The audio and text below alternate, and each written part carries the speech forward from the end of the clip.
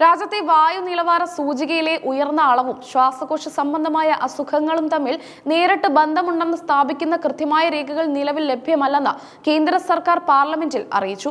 രാജ്യസഭയിൽ BJP MP Laxmikant Bajpai ഉന്നയിച്ച ചോദ്യങ്ങൾക്ക് മറുപടിയായി കേന്ദ്ര പരിസ്ഥിതി സഹമന്ത്രി കീർത്തിവർദ്ധൻ സിംഗാണ് ഇക്കാര്യം രേഖാമൂലം വ്യക്തമാക്കിയത്. വായു മലിനീകരണം ആരോഗ്യത്തെ ദോഷകരമായി ബാധിക്കുന്ന ഒന്നാണെങ്കിലും ഒരു വ്യക്തിക്കുണ്ടാകുന്ന രോഗത്തിന് വായു മലിനീകരണം മാത്രമാണ് കാരണമെന്ന് ശാസ്ത്രീയമായി ഉറപ്പിക്കാൻ മതിയായ തെളിവുകളുടെ അഭാവമുണ്ടെന്നാണ് സർക്കാർ നിലപാട്. ശ്വാസകോശ രോഗങ്ങൾക്ക് വായു മലിനീകരണത്തിനൊപ്പം തന്നെ മറ്റ് അനേകം ഘടകങ്ങളും കാരണമാകുന്നുണ്ടെന്ന് മന്ത്രി ചൂണ്ടിക്കാട്ടി. എങ്കിലും വായു മലിനീകരണം ആരോഗ്യത്തെ പ്രതികൂലമായി ബാധിക്കുന്ന ഒരു പ്രധാന ഘടകമാണെന്ന കാര്യത്തിൽ സർക്കാരിന് തർക്കമില്ല. വായു മലിനീകരണം ശ്വാസകോശ രോഗങ്ങൾക്കും മറ്റ് അനുബന്ധ ആരോഗ്യ പ്രശ്നങ്ങൾക്കും കാരണമാകുന്ന പ്രധാന ഘടകങ്ങളിൽ ഒന്നാണെന്ന് മറുപടിയിൽ പ്രത്യേകം പരാമർശിച്ചിട്ടുണ്ട്. ഡൽഹിയിലെയും പരിസര പ്രദേശങ്ങളിലെയും മലിനമായ വായു ശ്വസിക്കുന്നത് വഴി ജനങ്ങൾക്കുണ്ടാകുന്ന ദീർഘകാല അസുഖങ്ങളെക്കുറിച്ചുള്ള പഠനങ്ങൾ സർക്കാരിന്റെ ശ്രദ്ധയിൽപ്പെട്ടിട്ടുണ്ടോ എന്നായിരുന്നു ബിജെപി എംപിയുടെ പ്രധാന ചോദ്യം. ഇതിന് മറുപടിയായാണ് വിവിധ ഘടകങ്ങളുടെ സ്വാധീനത്തെക്കുറിച്ച് സർക്കാർ വിവരിച്ചത്. പൾമണറി ഫൈബ്രോസിസ്, COPD, എംഫീസീമ തുടങ്ങിയ മാരകമായ രോഗങ്ങളിൽ നിന്ന് ജനങ്ങളെ രക്ഷിക്കാൻ സർക്കാരിന്റെ പക്കൽ എന്ത് പദ്ധതിയാണുള്ളതെന്ന് MP ആരാഞ്ഞു. ശ്വാസകോശത്തിന്റെ പ്രവർത്തനക്ഷമത കുറയുന്നതും ഇലാസ്തികത നഷ്ടപ്പെടുന്നതും ദശലക്ഷക്കണക്കിന് ആളുകളെ ബാധിക്കുന്നുണ്ടെന്നും അദ്ദേഹം ചൂണ്ടിക്കാട്ടി. വായു മലിനീകരണം മൂലമുള്ള ആരോഗ്യ പ്രത്യാഘാതങ്ങൾ കുറയ്ക്കുന്നതിനായി ആരോഗ്യ പ്രവർത്തകർക്ക് പ്രത്യേക പരിശീലനം നൽകി വരികയാണെന്ന് മന്ത്രി അറിയിച്ചു. മെഡിക്കൽ ഓഫീസർമാർ, നഴ്സുമാർ, നോഡൽ ഓഫീസർമാർ എന്നിവർക്കായി പ്രത്യേക ട്രെയിനിംഗ് മൊഡ്യൂളുകൾ കേന്ദ്രം വികസിപ്പിച്ചിട്ടുണ്ട്. ഗ്രാമപ്രദേശങ്ങളിലെ ആരോഗ്യ പ്രവർത്തനങ്ങളുടെ നെടും തൂണായ ആശാ വർക്കർമാർക്കും വായു മലിനീകരണം തിരിച്ചറിയുന്നതിനും മുൻകരുതലുകൾ എടുക്കുന്നതിനും പരിശീലനം നൽകുന്നുണ്ട്.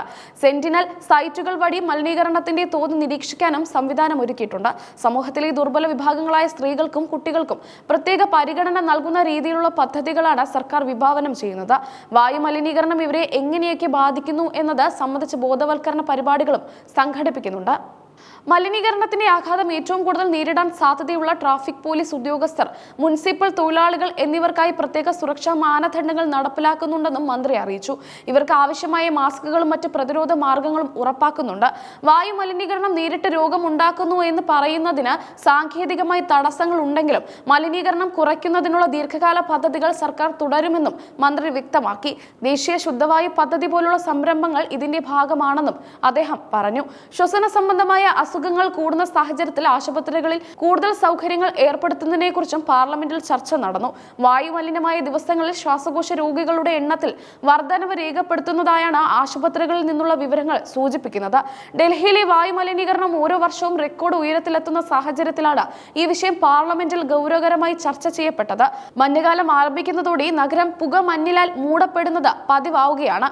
അന്തരീക്ഷത്തിലെ സൂക്ഷ്മകണികകളായ PM2.5, PM10 എന്നിവയുടെ അളവ് കൂടുന്നത് മനുഷ്യന്റെ ശ്വാസകോശത്തിലേക്കും രക്തത്തിലേക്കും കടക്കുമെന്നതും പഠനങ്ങൾ പറയുന്നുണ്ടെങ്കിലും ഇത് സംബന്ധിച്ച കേന്ദ്ര സർക്കാരിന്റെ നിലപാട് കൂടുതൽ ശാസ്ത്രീയ വിശകലനങ്ങൾക്ക് വഴി തുറക്കുന്നതാണ്.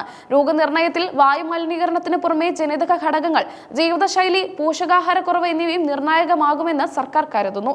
ഇതിനാലാണ് നേരിട്ടുള്ള ബന്ധം എന്ന പ്രയോഗത്തിൽ സർക്കാർ ജാഗ്രത പുലർത്തുന്നത്. വായു മലിനീകരണം കുറയ്ക്കുന്നതിനായി പരിസ്ഥിതി മന്ത്രാലയവും ആരോഗ്യ മന്ത്രാലയവും ഏകോപിപ്പിച്ച് പ്രവർത്തിക്കേണ്ടത് ആവശ്യകത എംപിമാർ ചൂണ്ടിക്കാട്ടി. പൊതുജനാരോഗ്യം സംരക്ഷിക്കുന്നതിന് കർശനമായ നിയമങ്ങൾ ആവശ്യമാണെന്ന വികാരമാണ് സഭയിൽ ഉയർന്നത്. പരിസ്ഥിതി സൗഹൃദമായ ഗതാഗത സംവിധാനങ്ങളും വ്യവസായ നയങ്ങളും വായു മലിനീകരണം കുറയ്ക്കാൻ സഹായിക്കുമെന്ന് സർക്കാർ പ്രതീക്ഷിക്കുന്നു. ഇലക്ട്രിക് വാഹനങ്ങളുടെ പ്രയോഗം പ്രോത്സാഹിപ്പിക്കുന്നത് ഇതിന്റെ ഭാഗമായാണ്. ഡൽഹിക്ക് പുറമെ രാജ്യത്തെ മറ്റ് പ്രധാന നഗരങ്ങളിലെയും വായു നിലവാരം ആശങ്കാജനകമായി തുടരുകയാണ്. ഇത്തരം നഗരങ്ങളിൽ പ്രത്യേക നിരീക്ഷണ സംവിധാനങ്ങൾ ഏർപ്പെടുത്തുന്ന കാര്യവും മന്ത്രി സൂചിപ്പിച്ചു. പൊതുജനങ്ങളുടെ ബോധവൽക്കരണത്തിന് വലിയ പ്രാധാന്യമാണ് സർക്കാർ നൽകുന്നത്. വായു നിലവാരം മോശമാകുമ്പോൾ സ്വീകരിക്കേണ്ട മുൻകരുതലുകൾ മാധ്യമങ്ങൾ വഴിയും മറ്റ് ഡിജിറ്റൽ സംവിധാനങ്ങൾ വഴിയും പ്രചരിക്കുന്നുണ്ട്. വരും വർഷങ്ങളിൽ വായു മലിനീകരണവുമായി ബന്ധപ്പെട്ട ആരോഗ്യ പ്രശ്നങ്ങൾ പഠിക്കുന്നതിനായി കൂടുതൽ ഫണ്ടുകൾ അനുവദിക്കാൻ സാധ്യതയുണ്ടെന്നും റിപ്പോർട്ടുകൾ സൂചിപ്പിക്കുന്നു. ശാസ്ത്രീയമായ തെളിവുകൾ ശേഖരിക്കാൻ ഇത് സഹായിക്കും. രാജ്യത്തെ വായു മലിനീകരണം ഒരു ദേശീയ അടിയന്തരാവസ്ഥയെ പരിഗണിച്ച യുദ്ധകാലാടിസ്ഥാനത്തിൽ നടപടികൾ വേണമെന്ന ആവശ്യത്തോടെയാണ് ചർച്ചകൾ അവസാനിച്ചത്.